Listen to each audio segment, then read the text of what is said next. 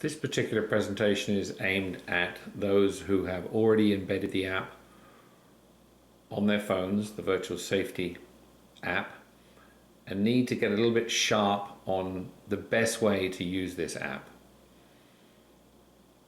One of the things that we're asking people to do, particularly travelers to hostile environments where there's a suspicion that there could be some concern, and that's entirely up to the user. It could be a city in North America, many of which have their danger spots, as much as other countries around the world.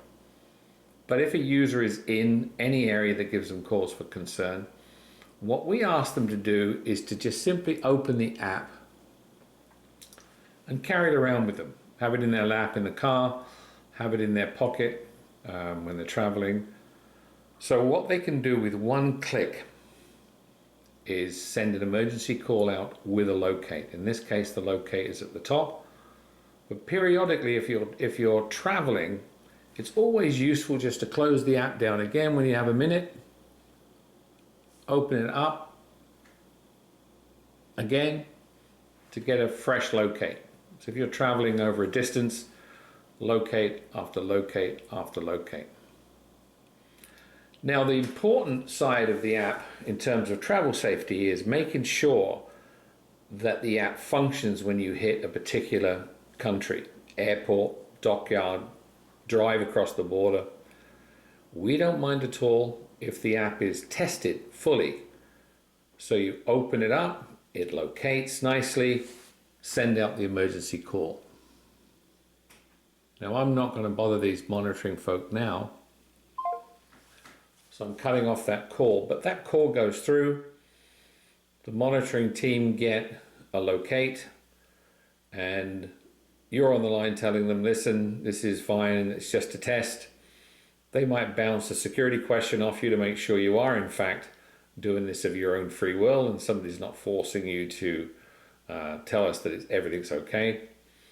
What you know at that point is that you've arrived, the app functions, we know where you are, and off you go and carry on your business.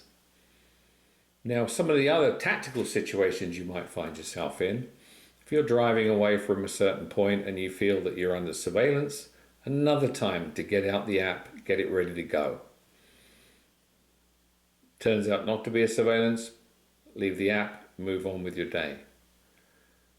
If you drive around a corner into some form of roadblock, maybe it looks like police, maybe it looks like locals, again, get the app out, get it into your lap, and get ready to press the emergency calls button.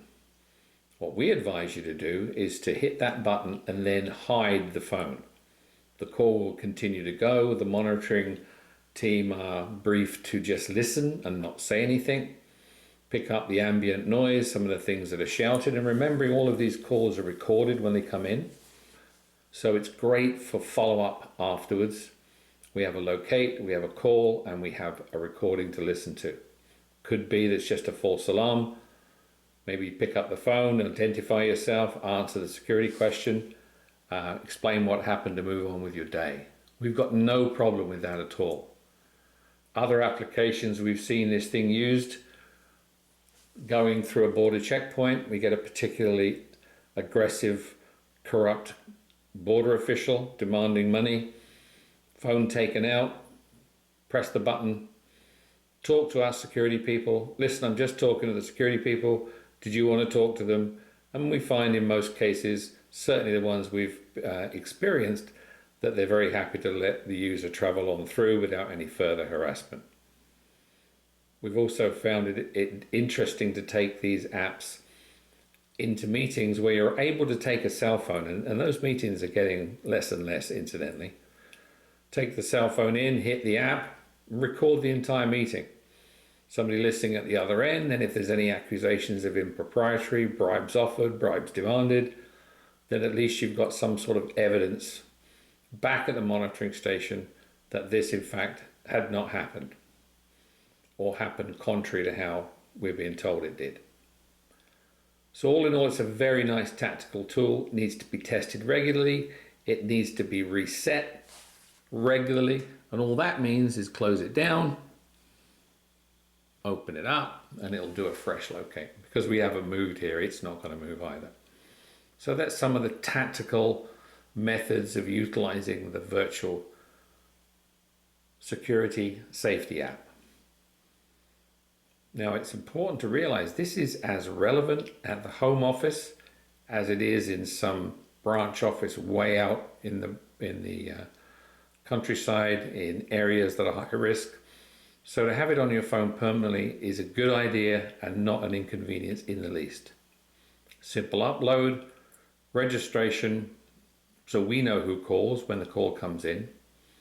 Remembering that we get not only a call, but we'll get an email, and off of BlackBerry and iPhone we'll also get a text giving us the location. So there's 3 very nice levels of redundancy for those people that feel nervous.